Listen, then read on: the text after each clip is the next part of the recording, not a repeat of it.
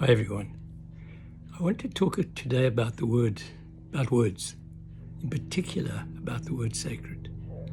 But words have always fascinated me. I think that most people, we all use words. We have to use words to communicate. But I don't think that perhaps we don't go deep enough when we use words.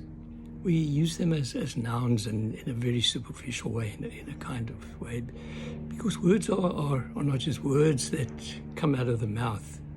They come out of the body. They come out of the depth of who we are. In fact, that's how words developed.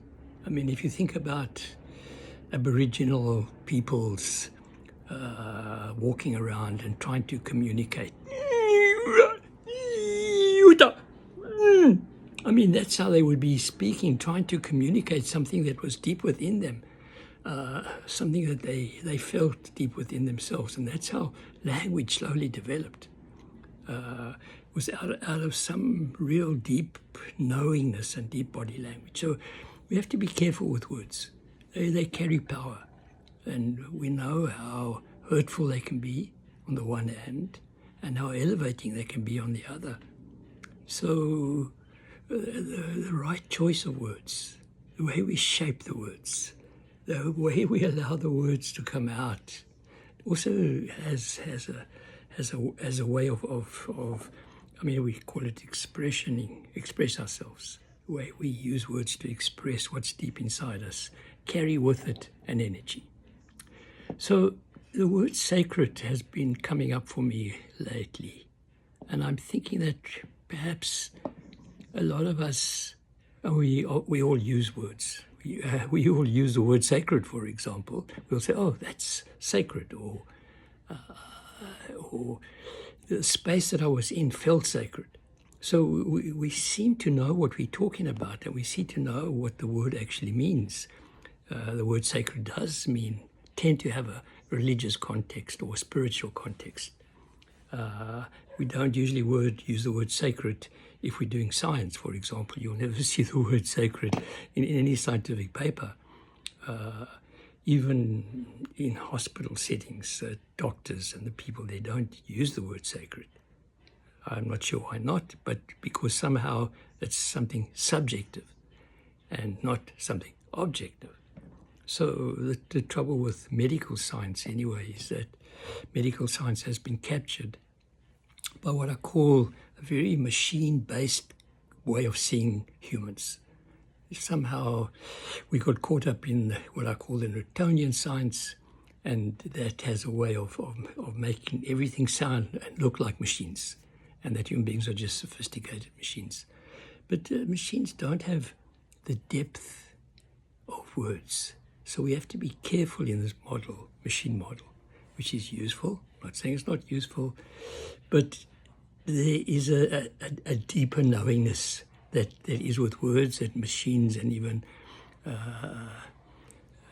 ChatGPT can't really go there, because it's for them words are words. For me, words are beings. They carry a beingness if we allow it to go there. So we can use the word sacred in a very dismissive, say, oh, that's just religious. It's subjective. But yet, as I've often keep pointing out, our reality is much more subjective than it is objective. The way we use words, like love, for example, compassion, and even emotions, anger, and these are not objective criteria. They might have objective endpoints, like there may be chemical changes that happen, but the chemistry is only pointing to something much deeper. So we are human beings. We are beings. We function on multiple dimensions. And the word must take us deep to a deeper dimension. So the word sacred, when you use the word sacred, feel the depth of it. Don't stay up there at the level of, oh, it's just religion, and dismiss it. That's bypassing. To really be in touch with the word sacred, which has been around for forever, allow that word to sink you, to grab you, to take you into the heart of being. So we need to, the word sacred has something to do with respect. Has something to do with something awesome, something to do with a sense of wonder. When I talk about a sacred place, it's a place where I feel my emotions and my thinking mind stop, as it were, and I fall into this awesome space of timelessness. So sacred does that when one can allow it to. But people that don't like to go into the subjective and keep thinking that the world is just objective world out there, there's nothing subjective, which is very strange to me. It always reminds me of a conversation I had with a colleague who was actually a German mathematician, and he had written books on mathematics, and a professor of mathematics. And he said to me one day, "Bernard," he said, "what you've just said, it's got nothing to do with science." I said to him, "Hans, if your relationship with your wife had anything to do with science, you wouldn't get very far. You don't walk around your house with a textbook." Yeah, that shut him up completely. So there is, the subjective world is where we live. Everything is subjective. And so words have subjective components to it, apart from their so-called objective, S-A-K-C-R-E-D. Apart from those letters, which are objective, you could say, the word has a subjective component in the same way as I have a body, which looks objective, and I also have a being, which is subjective. The one that has the experience is the being, not the body. Body has no experience. Dead body has no experience. So the body is a vehicle. I call it an anchor, if you want, of spiritual dimensions or energy information. So the word sacred is also just an objective word, but allow that word to sink yourself into the word, and allow it, the word to take you into its depth, and to take you into its heart. So when you can do that, then you can allow a lot more in your life to become sacred. For example, just when you wake up in the morning and open your eyes and look around, think of it as a sacred moment. When you're eating, be respectful.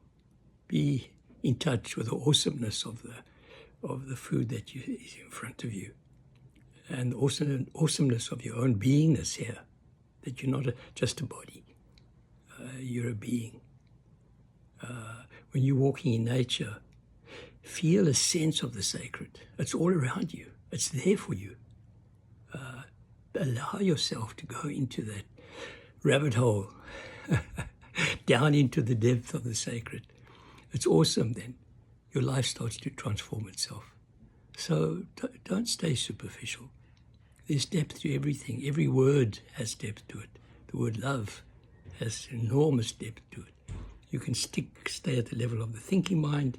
You can go into the level of the emotions, and you can go deeper into the heart, to the heart of the word love. Then it becomes unconditional love. Up at the top, when the thinking mind is always conditional. So the word sacred is a little bit like that too. You can keep it at a very superficial level and just call it religious and dismiss it. Or you can allow the word to sink into its root, where it emerged out of, as it were, and find that astonishingly beautiful, sensitive, expansive, limitless, still space of sacredness, where what emerges in that moment is a sense of wonder and awe. Have a good day.